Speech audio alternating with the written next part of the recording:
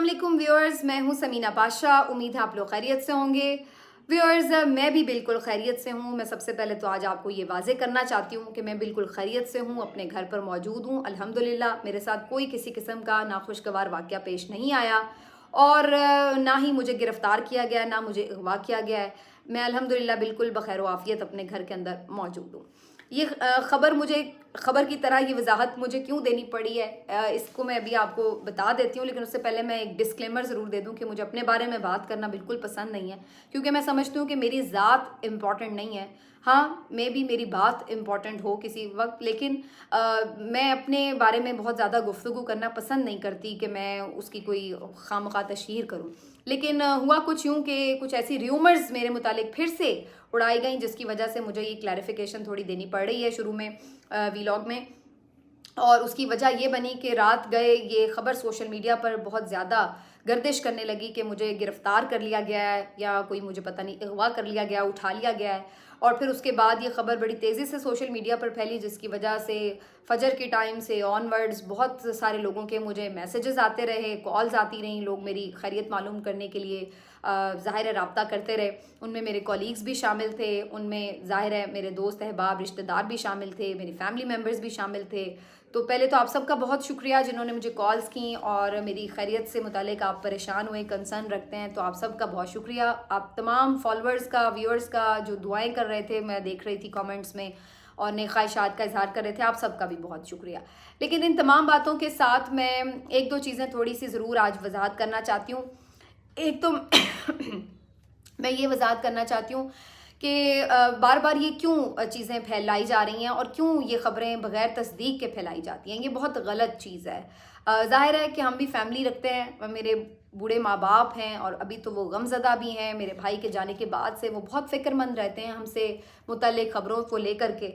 तो इस तरह की कोई भी जो फेक न्यूज़ आती है, कोई अफवाह आती है, तो वो यकीनी तौर पर उनको बहुत ज़्यादा डिस्टर्ब करती है। तो मैं इसलिए भी आपसे बहुत दरख्वास्त करती हूँ कि ऐसी कोई भी ख़बर प्लीज़ बग़ैर तस्दीक के आगे मत फैलाया करें, क्योंकि फिर जब मुख्तलिफ़ ज़राए से उनको वो ख़बर पहुँचती है तो वो फिर बहुत परेशान हो जाते हैं और घबराहट में फिर वो फ़ोन करते हैं, और मेरे लिए भी वो फिर काफ़ी परेशानी की बात बन जाती है। ज़ाहिर है हमारी भी फैमिलीज़ हैं, तो बग़ैर तस्दीक के तो कोई ख़बर नहीं इस तरह की सामने आनी चाहिए। ये बड़ा अनफॉर्चुनेट है। पहले भी इस किस्म की ख़बरें आई कि मुझे नौकरी से निकाल दिया गया है, कभी ये ख़बर आई पहले भी कि मुझे अरेस्ट कर लिया गया है, गिरफ़्तार कर लिया गया है, और ये सब बिल्कुल र्यूमर्स थी। मुझे ना तो कहीं पे कभी भी गिरफ़्तार किया गया है और ना ही मुझे कभी किसी ने अगवा किया है अल्हम्दुलिल्लाह, और ना ही कोई इस तरह का वाक़या है कि जिसके बारे में मैं कोई बहुत परेशान हो जाऊँ। बाकी ये बात दुरुस्त है कि जो एक माहौल है उसकी वजह से यकीनन सब लोग ये सोचने पे मजबूर हो जाते हैं कि शायद वाकई ऐसी कोई सूरत हाल खुदा न खास्ता पेश ना आ गई हो, लेकिन ऐसा कुछ नहीं है। तो मैं ये आप लोगों को सबसे पहले तो एक क्लैरिफिकेशन दे दूं।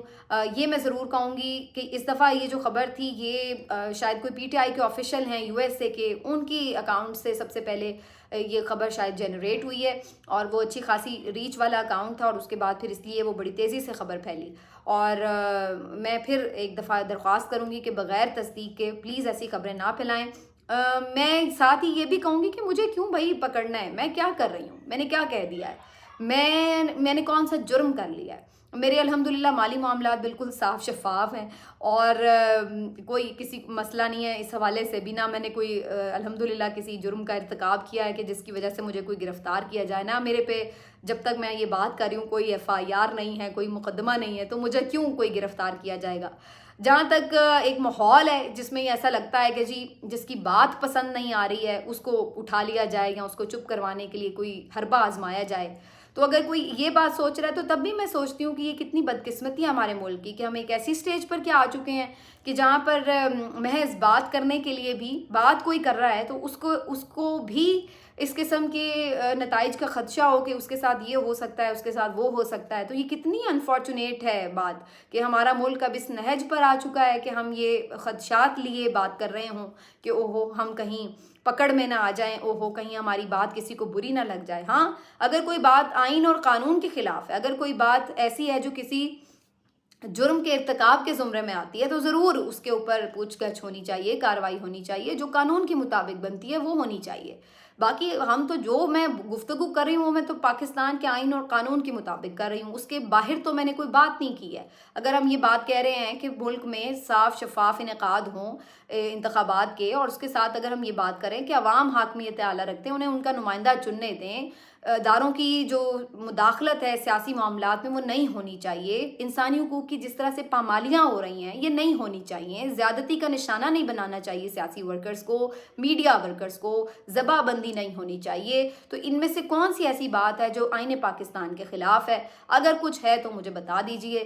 تو یہ ایک عجیب و غریب سا معاملہ ہے کہ ہم صرف جو نظام کی کمیاں کوتاہیاں ہیں، جو غلطیاں ہیں، جو اس میں مسائل ہیں اس کی نشاندہی کر رہے ہیں، تو اس میں کون سی ایسی ہم چیز کر رہے ہیں جو کہ آئین پاکستان کے خلاف ہے یا کوئی جرم کا ہم ارتکاب کر رہے ہیں؟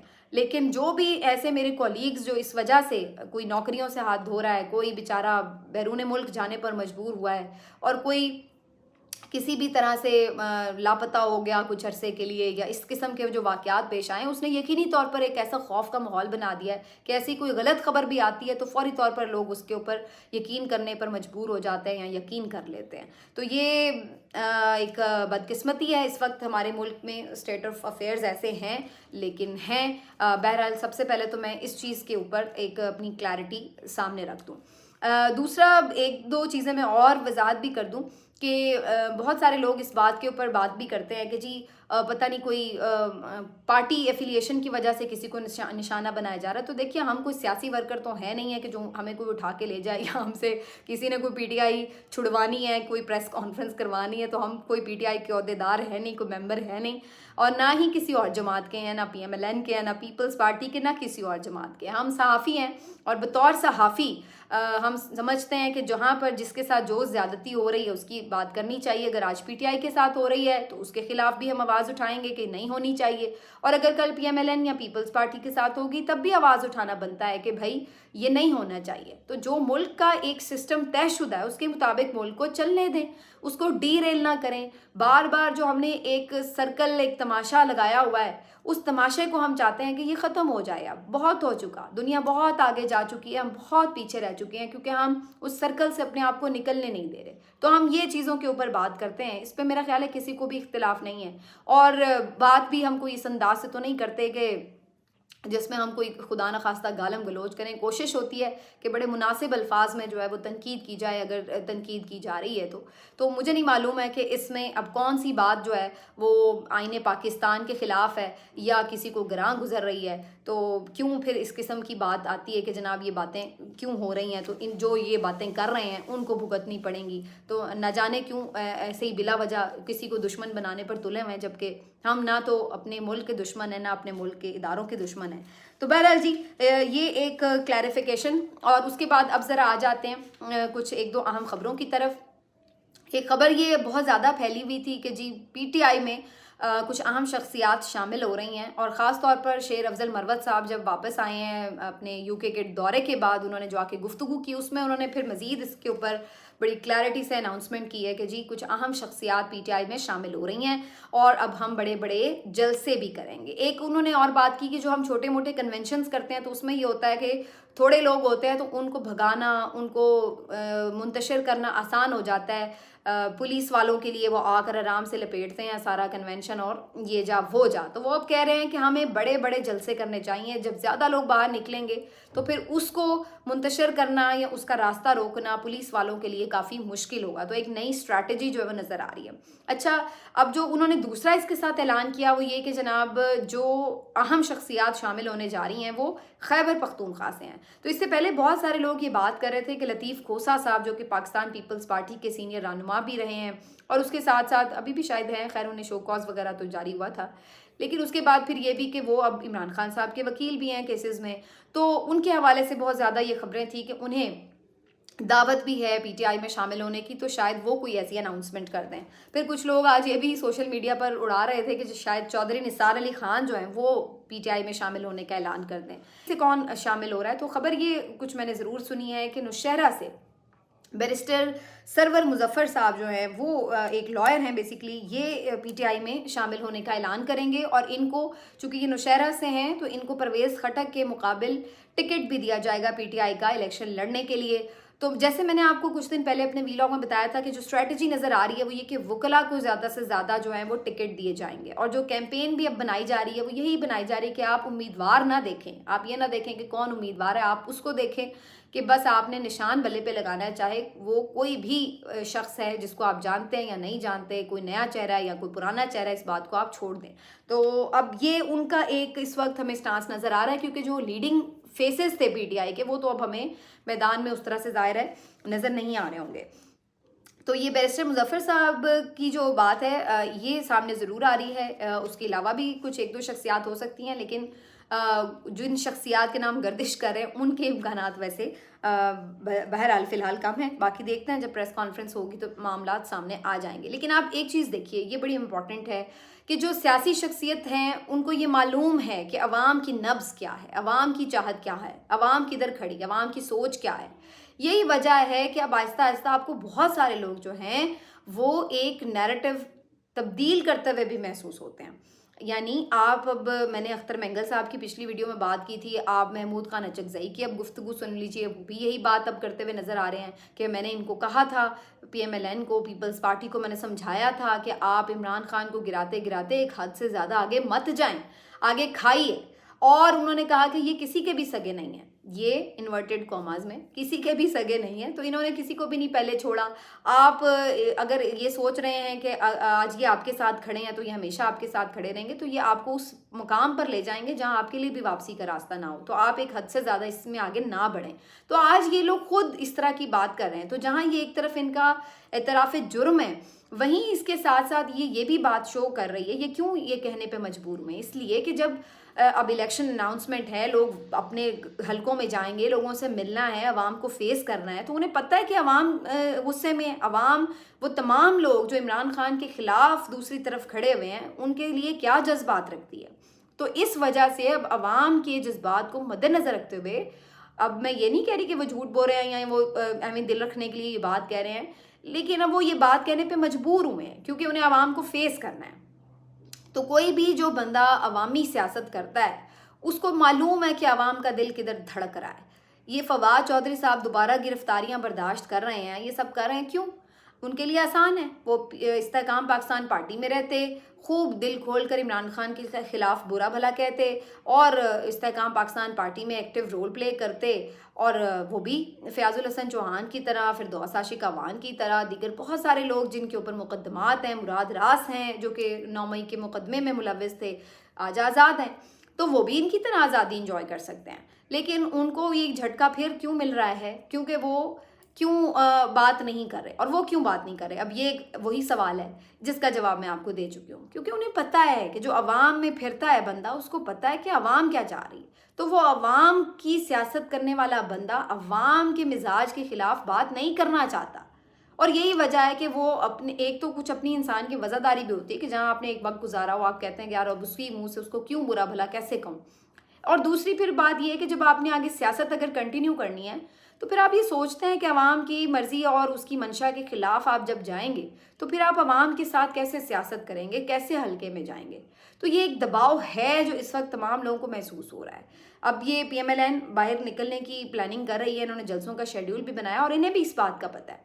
आज आपने एक वीडियो देखी है, पीएमएलएन का एक इजलास हो रहा है, उसमें शहबाज शरीफ साहब भी हैं, ख्वाजा आसिफ साहब भी हैं, मरीम नवाज़ भी हैं और नवाज शरीफ साहब भी हैं। ये सारे जो मेन लीडर्स हैं आपको नज़र आ रहे हैं। और ये ना डेलिबरेटली, अब आप ज़रा गौर से उस वीडियो को देखिएगा, मैंने बड़ा गौर से देखा, डेलिबरेटली ना सारे के सारे मुस्कुरा रहे हैं और ऐसे मुस्कुरा रहे हैं खिलखिला के कि जैसे बड़ा कोई खुशगवार माहौल है।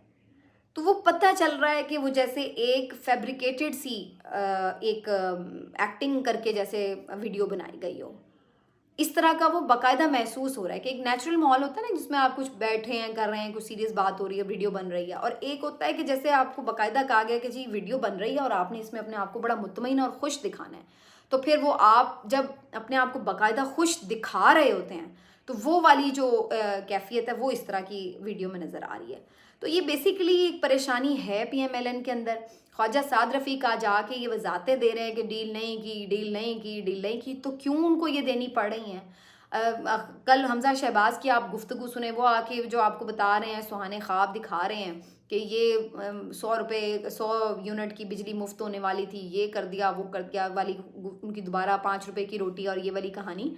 تو یہ سب کیوں ہے؟ کیونکہ انہیں معلوم ہے کہ لوگ جو ہیں وہ اس وقت کہاں ہیں، ان کے چہرے اسی لیے اترے ہوئے ہیں. وہ کیوں پرجوش نہیں ہیں عوام میں جانے کے لیے یہ لوگ، یہ اس کی وجہ یہ ہے.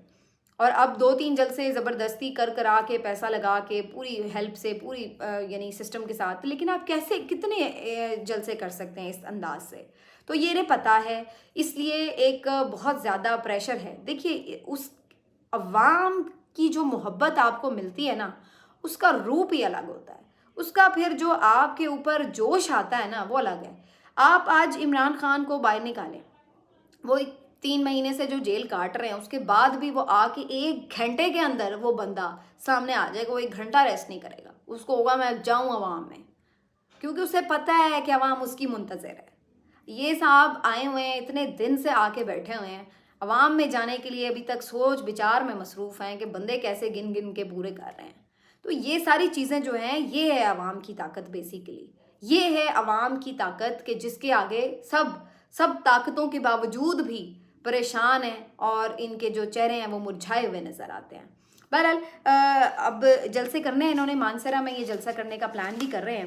تو لیٹ سی، ابھی کچھ جلسے تو ظاہر آپ کو اچھے نظر آ جائیں گے، پیسے ویسے بھی لگ جائیں گے، لیکن اور ظاہر ہے کچھ سپورٹ بھی ہے. یہ نہیں میں کہہ رہی کہ بالکل کوئی ایک بندہ بھی نہیں ہے جو پی ایم ایل این کے ساتھ ہو. ظاہر ہے ان کا اپنا ایک ووٹ بینک بھی ہے، ایک بڑی پارٹی رہی ہے، ان کی بھی عوام میں کچھ نہ کچھ روٹس موجود ہیں. لیکن جو چیز آپ چاہ رہے ہیں نا کہ جی ایک ہیوی میجورٹی کے ساتھ آپ آ جائیں اور وہ بھی عوام آپ کو خوش دلی سے وزیر اعظم بنائے، تو وہ والا جو معاملہ ہے وہ بڑا اس وقت جو ہے وہ پھنسا ہوا ہے. اور اس کے لیے پوری اس وقت پلاننگز جو ہیں وہ بیک ڈور چل رہی ہیں کہ کیسے اس الیکشن کو اب مینیج کرنا ہے. یہ ایک بہت بڑا چیلنج ہے اور اب بڑی انٹرسٹنگ جو آگے آپ کو ہیپننگز ہیں وہ ہوتی ہوئی نظر بھی آئیں گی. ملتے ہیں آپ سے اگلے ویلاگ میں، اپنا خیال رکھیے، اللہ حافظ.